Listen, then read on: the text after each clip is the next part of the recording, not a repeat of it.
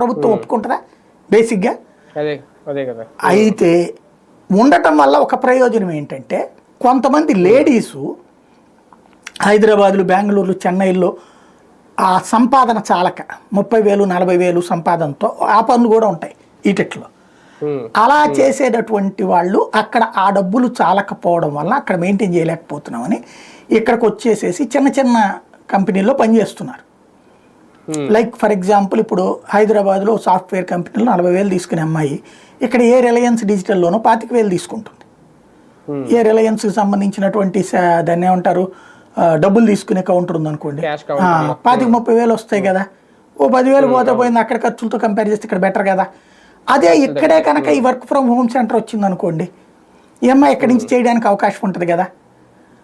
అది కాకపోతే ఇది ఓ రకంగా చెప్పాలంటే మనం కొండకి నిచ్చినేస్తున్నాం.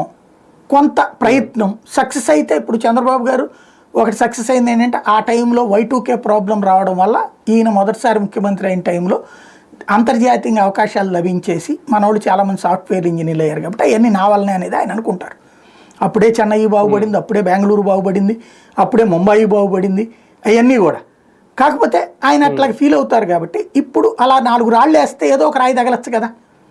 ఇప్పుడు అట్లాగా ఇది ఒక రాయి వేద్దాం, ఇది తగిలితే దేశవ్యాప్తంగా. అందులో ఇప్పుడు ఏమైందంటే సాఫ్ట్వేర్ కంపెనీలో పనిచేసే వాళ్ళు చాలామంది 2 టైర్ సిటీలు కోరుకుంటున్నారు. అంటే మెయిన్ టైర్ సిటీస్ అంటే హైదరాబాదు, బెంగళూరు, చెన్నై, ముంబై ఇట్లాంటి వాటిట్లలో ఇప్పుడు జీతాలు ₹1,00,000 చాలట్లేదు వాళ్ళకి. అలాగని వాళ్ళకి ₹2,00,000 ఇస్తే కంపెనీలకు దోల తీరిపోతాం కాబట్టి